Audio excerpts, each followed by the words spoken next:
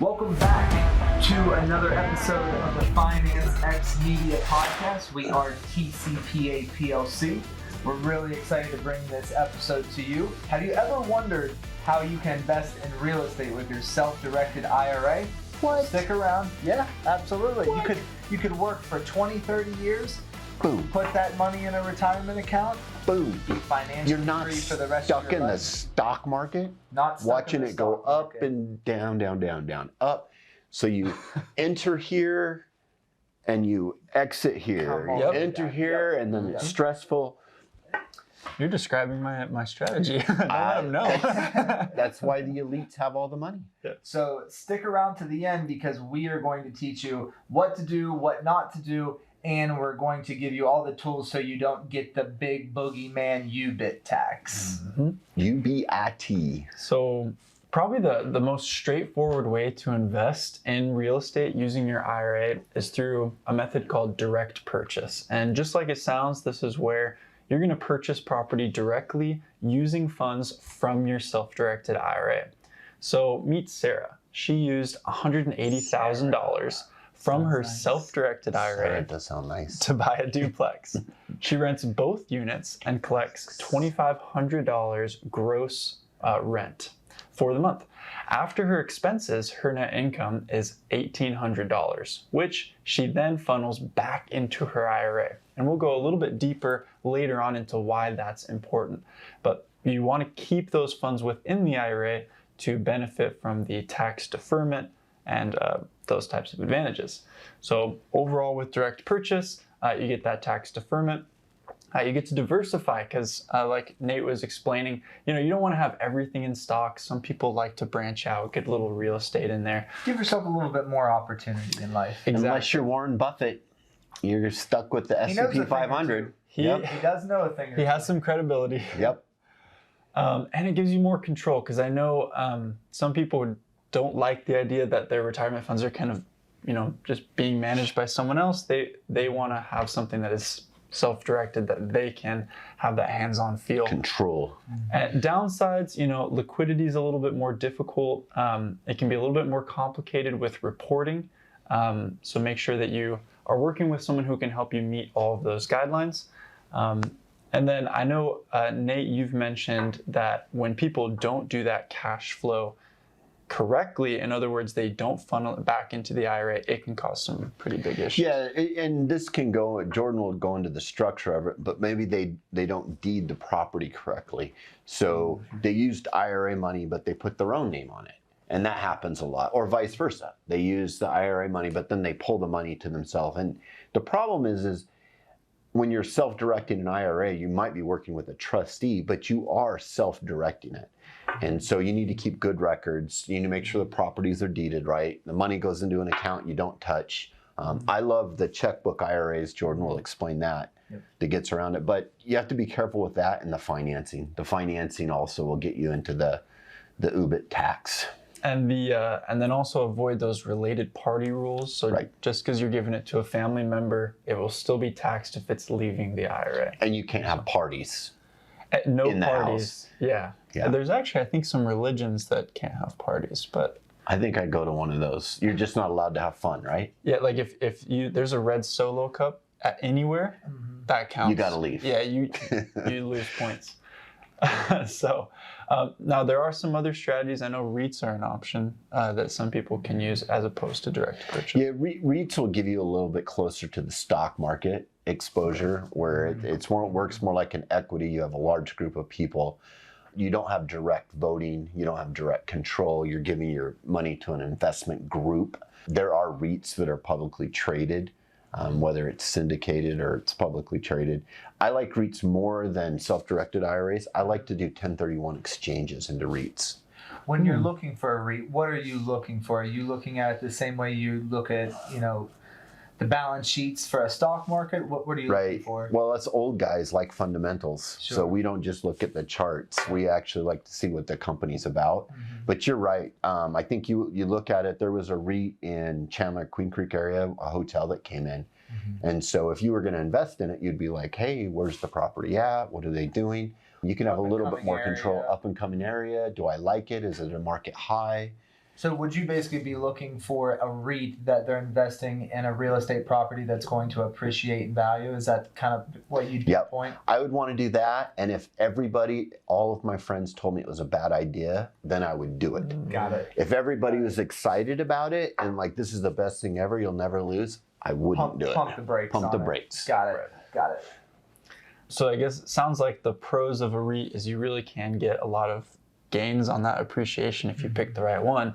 But then to the same You don't have the point, control though. Yeah, and the con is you don't really know for sure. But Kind of like the stock market. It's a lot more like You're the stock subject to market. the stock market for taller. there's also real estate mutual funds and ETFs. Those are just more equity. So you would just be investing in equities with your IRA that are real estate based.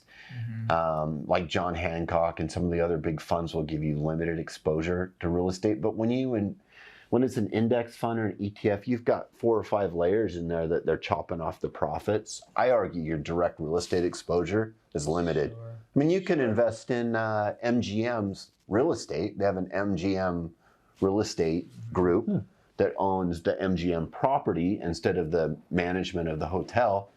I feel like there's a lot better options to put your money, your hard-earned money. You want to go direct and cut as many people out of that in-between process as possible. You know, Because we're you not got to here pay to give- everyone. Yeah, We're not here to everybody give is. financial advice, but we are here to guide you in the right direction. And there's definitely going to be better opportunities out there. And if we give financial advice, we didn't mean to, and don't listen to it. Yes. Yes, ignore all the advice Yep. that we give you. Finance X Media. That's right. Another method of lending, and, Like and this this one. is kind of right in our wheelhouse, is private money lending. Essentially, what private money lending is, you're lending your retirement funds to a real estate investor like myself or other developers in exchange for interest payments. For example, how that would look, let's say that you have $100,000 in your retirement. In your IRA, you would lend $50,000 to an investor at around 8 to 12% interest. Let's just say it's at 8%. You feel very generous. Over those 12 months, you're going to earn $4,000 on your initial investment, and that is also going to be tax deferred. So the borrower, the real estate investor, is going to use those funds to either flip the property, fix it up, and he's going to repay that principal plus interest in that allotted amount of time to you, the lender. Can I ask, just Jaron's perspective, he talks about real estate a lot. So I'm wondering, Jaron, if you go to buy a house, $500,000, or maybe you find a rental property for $339,000. Right. How would you feel about this if you had $50,000 in your IRA and you went into a group that was lending on real estate? So you're not owning the property, but you're the financer. Would you feel like you were getting your exposure to real estate? Yeah, I guess the nice part is it's like you're connected to that project still. And so then you get to see the project go on and then you get your money back. What about your gains? So you're limited by whatever your interest rate is. Interest rate is typically anywhere from 8 to 12%. Some lenders are even up to 15%, depending on their appetite of the amount that they're lending. But typically, you're around that 8 to 12%. How much of a sure thing is it? I guess that would be my first Well, you question. got to be in at a good loan to value. Sure, So I don't know what definitely. you guys do. 75%. 70%. 70%. is typically where we're at. So the property would have to go down 30% before you're at risk. Got it. Okay. And then how do you, like, let's say you are gonna, so in a scenario where you lend 50,000, how do you know that they've done that before, or this their first time? Is there any way to see like a credit history? So a lot of You times vet 'em. you vet the person that you're giving money to. You don't ever want to just blindly wire money Right. to Never anybody. Unless they email you and they're from somewhere and they need They're from help. Nigeria. They're a Nigerian Yeah. prince. Do that. So typically what we do is we show, this is a project that we've done in the past with somebody lending what you're lending, and these are the returns that they've done. We've really found that it's beneficial to say, this is what we've done in the past and this is what we've accomplished. So one, it kind of makes them feel more connected of like, this is a very realistic possibility. Yeah. If it's a flip, we take before pictures, after pictures, we keep them updated on the sale process. So they are involved. I They're, mean, they're very involved. And they have deeds of trust, so they're actually secured on the property. They're secured Nice. by the property. Okay. Yep. A lot of that, again, is going to be vetting the lender that you give that money out to. I can't stress that enough. I know a lot of individuals in the sub 2 community that is kind of a pain point, is that they really don't vet the person that they're giving money to.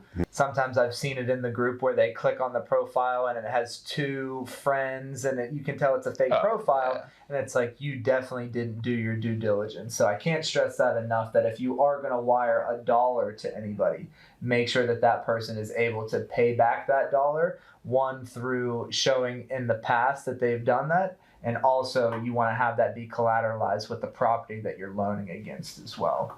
And so I guess to answer your original question, I'd say, yeah, that would be interesting. And I like that you'd be able to be involved. There's like this almost guaranteed you're going to get this percentage back. We give our lenders the opportunity to ask questions throughout the process. So that's kind of a way for them to get their foot in the door, to kind of see the ins and outs and the mechanics of what it's doing without them actually having to be the ones that's finding the contractors to do the drywall, you know. So they kind of get to ask the questions of how you would do it, but at the same time, they're not the ones, you know. Get your feet wet. Exactly. Yeah, So, you know, pros and cons to everything. The pros are the interest rates are agreed upon in the very beginning. So you know what your payment back is going to be based on what that timeline is.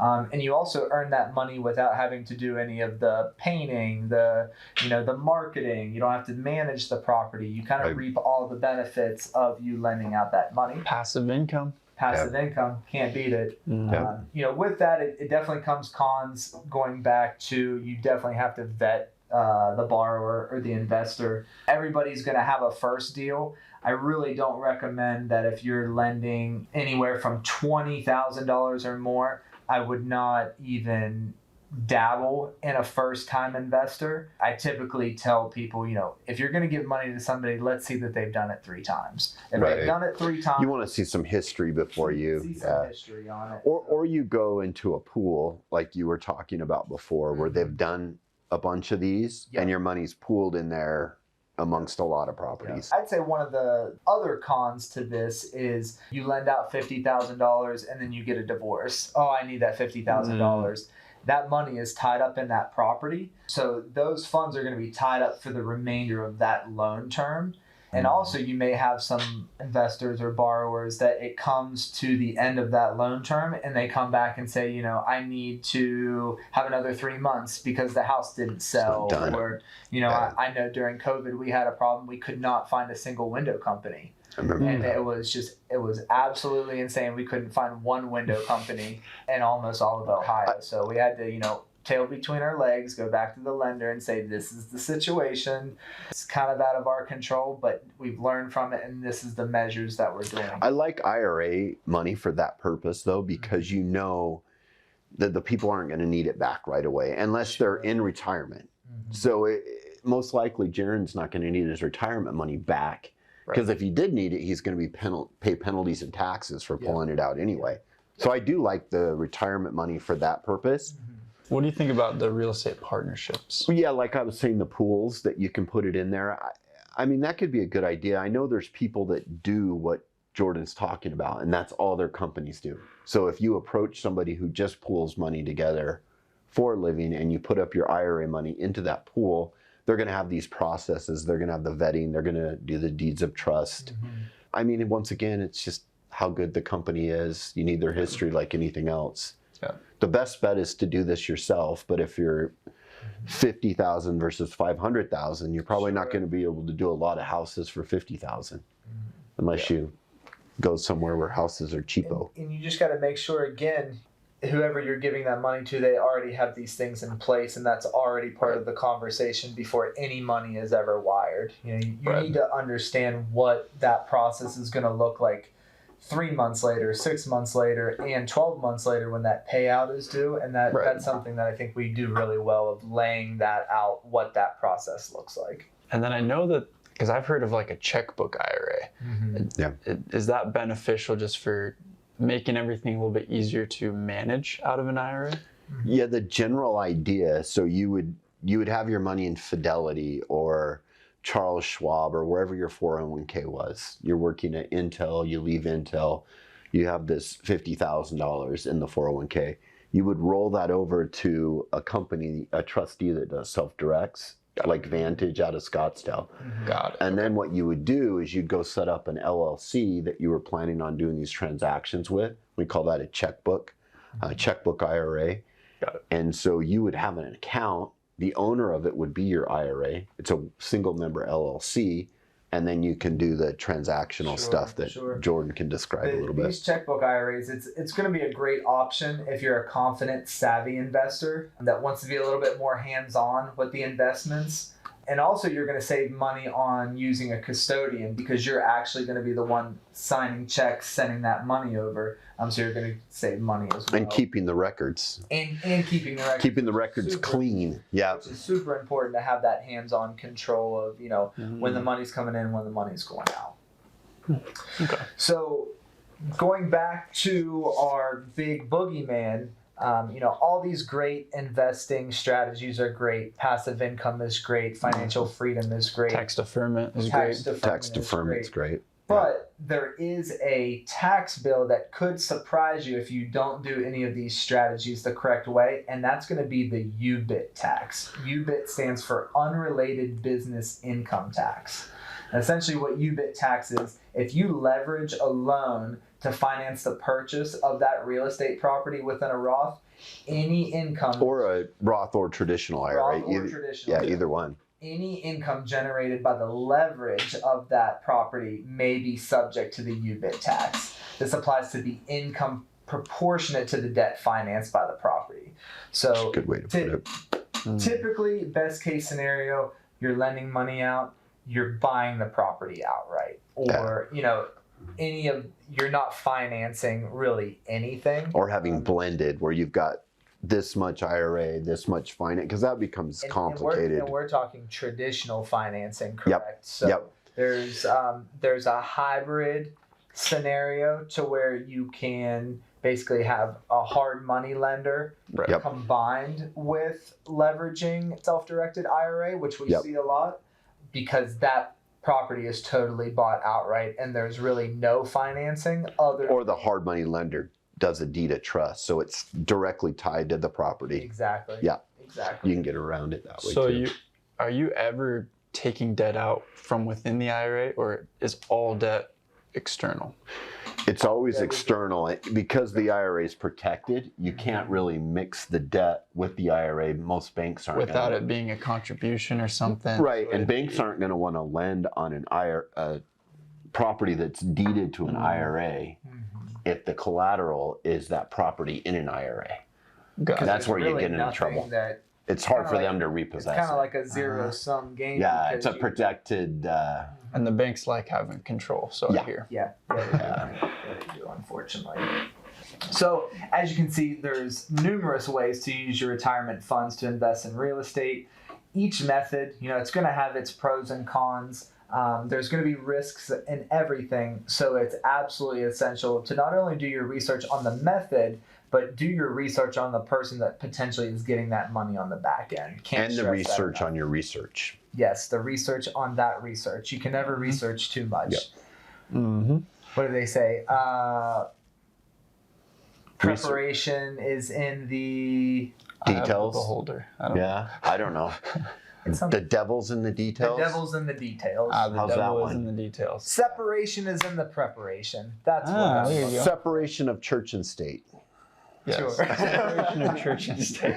Separation is in the preparation. Separation is in the preparation. Well, thanks for watching. If you found this video helpful, don't forget to like, subscribe, comment, and hit that notification bell.